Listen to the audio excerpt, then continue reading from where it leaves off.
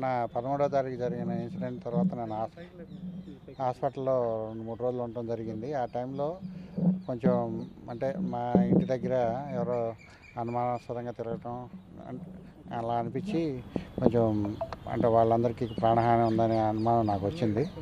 అందుకని మేము హైకోర్టుని ఆశ్రయించడం జరిగింది.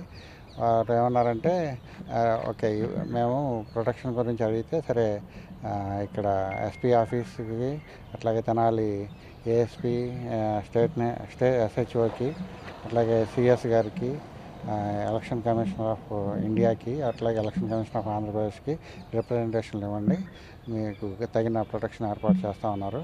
ఆ ఆదేశాలను అనుసరించి ఇక్కడ మేము మన గుంటూరు ఎస్పీ ఆఫీస్లో రిప్రజెంటేషన్ ఇవ్వడం జరిగింది.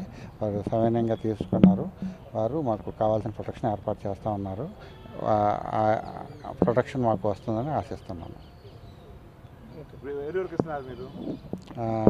ఎస్పీ గారికి, గుంటూరు ఎస్పీ గారికి, ఏఎస్పీ గారికి, ఎస్హెచ్ఓకి, మళ్ళా డీజీపీ గారికి, సిఎస్ గారికి, ఎలక్షన్ కమిషన్ ఆఫ్ ఇండియాకి, ఎలక్షన్ కమిషన్ ఆఫ్ ఆంధ్రప్రదేశ్కి మెయిల్స్ పంపించాం.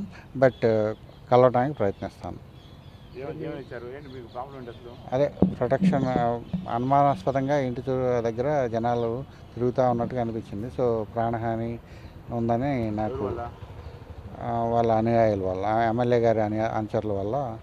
ఎందుకంటే మొన్న మీరు చూసుంటారు ఆ వీడియోల్లో వాళ్ళు ఏ రేంజ్లో మమ్మల్ని అటాక్ చేశారో. అట్లా కొంచెం అనుమానాస్పదంగా మూమెంట్స్ చూసి కొంచెం మన జాగ్రత్తలో మనం ఉందాము అని చెప్పేసి రిప్రజెంటేషన్ ఇచ్చాము.